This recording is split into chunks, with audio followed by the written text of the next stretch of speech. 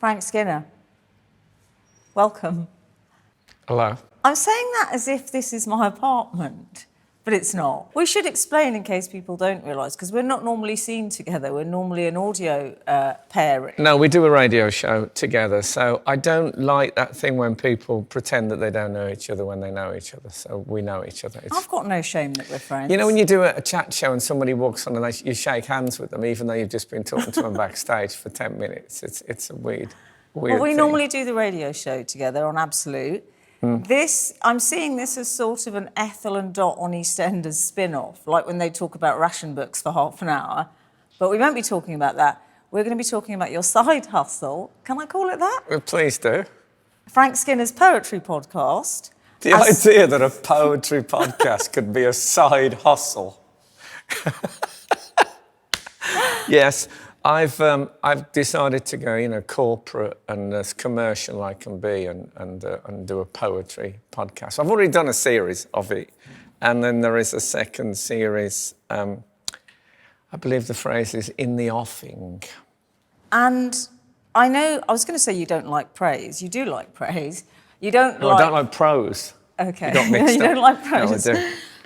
But you don't like to praise. toot your own horn too much, so I can do that for you and say, I got the sense you were surprised at how phenomenally successful it's been. It's been received, critically and sort of commercially, it's been really successful. Were you surprised, Frank? Be honest.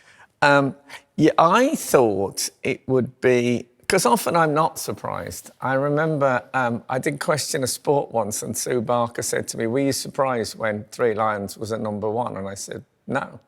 Sort of guessed it would be. But this was a passion project, the poetry podcast. I thought it would slide by, and as long as nobody found out, it wouldn't get slagged off. And then somebody said to me, oh, God, it's got a 5-star review in the Times and all that. And I didn't even know that 5-star reviews sort of existed anymore. I thought that it was a bit 1990s.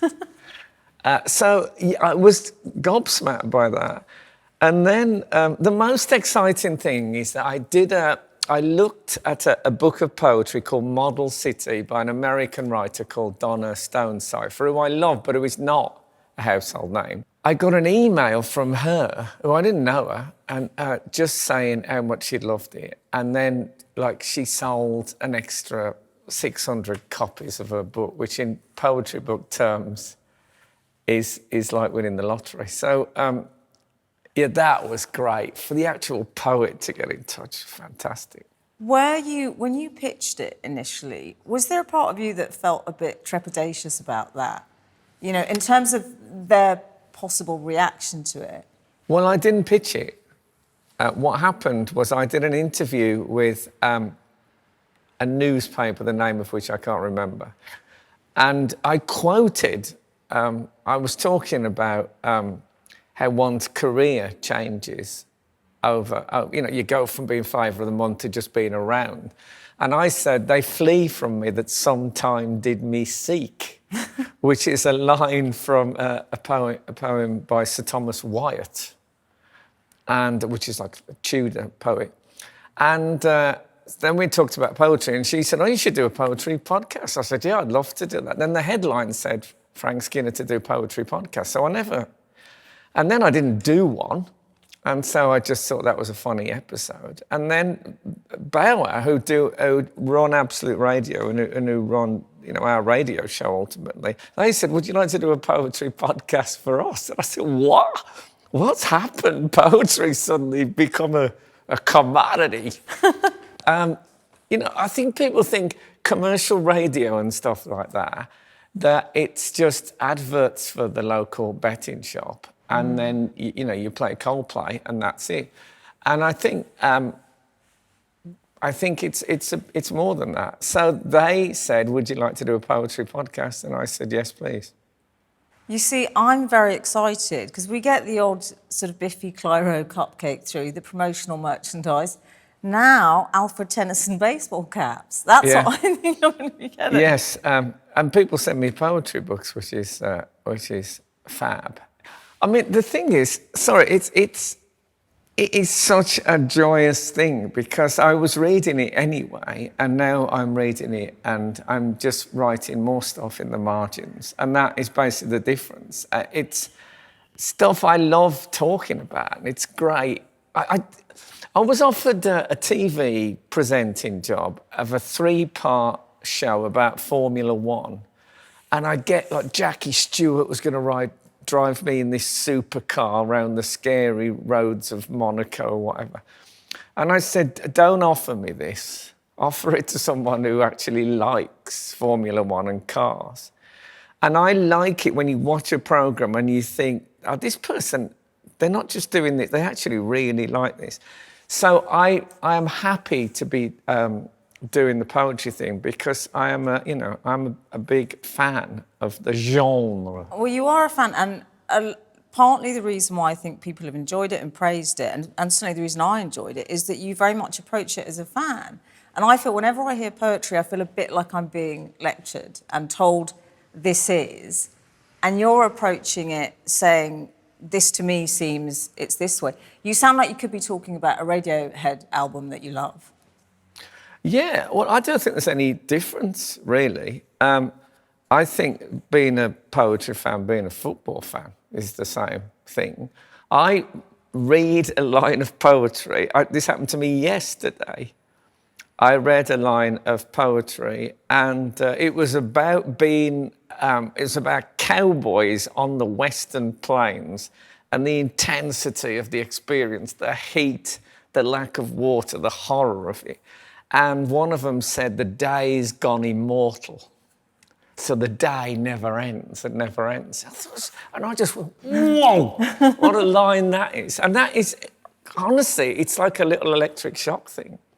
Why do you think, Frank, people are a bit suspicious? Like, do you know what I mean by that? Like fearful of poetry in a way? I think it's seen as a bit wet, isn't it? And a bit weird. I remember there was a guy who was accused of a murder, and one of the tabloid papers decided that he'd done it. And part of their evidence was they said, and apparently he owns over 1,000 books, many of them poetry. Guilty. I remember that particular tabloid. And Yeah. you know when the prose is sort of, it's like in bold and it said weirdo and there was a colon and it said, yeah, owned thousands of poetry books. Yeah, I think because people think they have a vague memory of I wandered lonely as a cloud or something like that. And it sounds very ephemeral. But in fact, like so many things, if you find the right bits and the good bits, it's like people say, I try hard with classical music, but I've never really... And I think what you've got to do is if someone says, oh, you'll like this and you'll like this, and you get that right, because there is no... if somebody said to me, I decided to get into football, so I went to see Worksop. I didn't think it was very entertaining. It's like that, but the part of the programme is evangelical. It says, read this poet and you'll find out how good it can be. How did you get into poetry then? Was it something that you, when you were sort of young, were you a child or were you a teenager? I was asked to read a poem in the school assembly when I think I was 11. And it was a poem called Sometime During Eternity. And there was a group called the Beat Poets who were all seriously into drugs and sexual freedom, etc., etc. They would have been my friends. So there I am, aged 11, reading this poem, and it's in sort of New York vernacular. And I had no idea poetry could be like that. And that got me really interested in it. And there was a little slim volume of Penguin modern poets called The Mersey Sound. And it was Roger McGough, Brian Patton and Adrian Henry. And they wrote poems about chip shops and being on the bus at night. So we've all got this idea of what poetry is like, but actually it's like everything. And it's really personal. That's the sense I get from your podcast, listening to your podcast, because it feels like a very personal journey. You're sort of saying, I like it for for this reason. And your style is very conversational, isn't it? You bring your own life into it a lot. Yeah, I just, all the stuff I've done, audio-wise, like the radio show, is an exchange of ideas, and it's coming back with quick one-liners and stuff. And I really wanted to try just talking, just me. I just wanted to try me. No disrespect. I was waiting for that I just wanted to see what a monologue would feel like at sort of half an hour, and if I could carry that off. Do you get the sense that it's seen as quite a middle-class thing, poetry, that as someone who, you grew up in a working-class family, didn't you? You've said that. So was there a sense of you feeling that door was closed to you? Yeah, probably. I mean, there weren't many books in our house. I'd say there was about 7 books in our house when I was growing up. I lived on comic books completely. But I think I like words. I like words then. I think we were a very verbal family, jokey. My dad sang a lot. So there was lots of interesting sort of verbal stuff going on. And if you have any interesting words, then I think poetry is really like chocolate cake with icing on, because it is a word fest. This is people who love language showing you what they can do with it, which is pretty amazing. And in some ways, it does make a lot of sense. I'm going to have to quote Will Gompertz, now the BBC Arts editor. He referred to you as a very welcome addition to the cultural landscape. Discuss. Yeah, it's interesting that I'm seen, I think, in some... all the reviews sort of say this. It's a bit of a surprise. Who'd think Frank Skinner? I think that's the accent, I think, more than anything. And I know people say social mobility and all this, but in fact, Will Gompertz sounds like he should be talking about poetry and looks like it as well. And I don't think I do, and I think that's incorrect. I feel like a sort of a dull elder statesman, because there's all these spoken word, super cool poetry happenings going on right across Britain. I've never really been to one. I'd like to, what I need is some sort of 17-year-old black woman to take me to one of these clubs and show me what that's about. So I feel even though I talk about contemporary poetry, I feel there's a whole area there which is alive and exciting, which I don't know about. You've also written a book called Frank Skinner, well, it's How to Enjoy Poetry, isn't it, by Frank Skinner. I wanted to know, I loved it. I thought it was absolutely brilliant. And I read it. I wouldn't be here otherwise. I would have called in sick. I would have made an excuse. But again, that real passion you have for it just comes over so strongly. Well, that book wouldn't have happened, of course, had it not been for the podcast. And in fact, there were 6 podcasts in the first series when the second one went out. So there'd been 2 out there. I got 2 separate book offers to write a book about poetry. So, the power of the pod. It was kind of amazing. Yeah. I only did 1 of them, but there's still time. So, yeah, that was just, they said we want it to be a bit like the podcast and to feel, we don't want it to be a book. And it's just me sort of riffing and getting excited about one poem. You said that you wouldn't write poetry yourself. Do you think you change your mind? I know one thing I don't do is write it. The joy for me is reading a poem for the first time and there'll just be one phrase, one line where you think, oh, when you're at a bar and you look across, think back, and you see, that person, you think, oh, and it's just something about the way the nose connects to the mouth. Just something about it, you think, oh, God, I like that person. And a poem is a bit like that. One line and you think, oh. And if I was writing it, it would be like, I saw Derren Brown live and I went backstage to see him after. And I was frightened he was going to tell me how he'd done some of it, because I never want to know how it's done. I just want to enjoy the show. And that's what I'm like with poetry. I don't want to be making it. I want to be the one who gets to open the doors and finds all this stuff that's been made. Well, I think what you're doing is bringing poetry home. That will be said in some headlines somewhere. Poetry's coming home. Poetry's coming home, Frank. And I want to personally thank you to tell you something which I don't think I've ever told you, which is, you know how if you're named after someone, your son is called Buzz. He's named after... Buzz Aldrin, Yeah.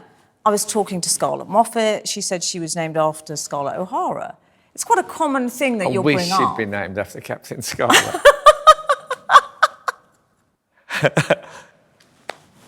but never mind. But what I'm saying is, if you're named after a cultural icon, you normally discuss it. I don't think you know. You weren't named after Emily Dickinson. I was. Was you really? But what fascinates me is that I've never told you that, and I've known you a long time. And I think it's honestly because I feel it sounds pretentious. I'm going to use the past tense. I felt it sounded pretentious and that people would think, oh, yeah, Emily Dickinson. Now I'm going to tell people. And that's because of your podcast and your book. Oh, well, that's splendid. You're right, though. I never knew that. And it's good. Why not? I went to Birmingham Polytechnic. That was where I did my English degree, the first one. And we had a lecturer there who taught me Wordsworth, and I'm doing Wordsworth in the second series. And William Wordsworth is probably the poet that most people have heard of. And this, I didn't really know any of his stuff. And this guy, he loved it so much, and he came in and he said, "Oh, I'm so happy I'm going to share this with you." And it was great, and I can still remember that feeling. This guy absolutely fired me up for it. And that is, if I can do a bit of that, that would make me joyously happy. I want to ask you finally, what do you think about, you know, this thing about the syllabus and the curriculum? Have you been hearing about this? That there were suggestions they would take it off and then they're putting it back on now. What do you think about that? Do you think poetry should be on the GCSE syllabus? Well, I don't think it was ever taken off. I think it was an option that you could opt out of, you could avoid. I mean, what I would urge the brighter children, I would say to you that you will learn a great deal about life, about language, about form, about structure, about order in life. You'll learn how beauty can be constructed by the human mind, and what a joy that is. And for the less bright kids, I'd say it's much shorter than reading a novel. And so I urge them all to opt for it, whatever their reasons. I can't think of a better place to end it on that. Frank Skinner, thank you for bringing poetry home.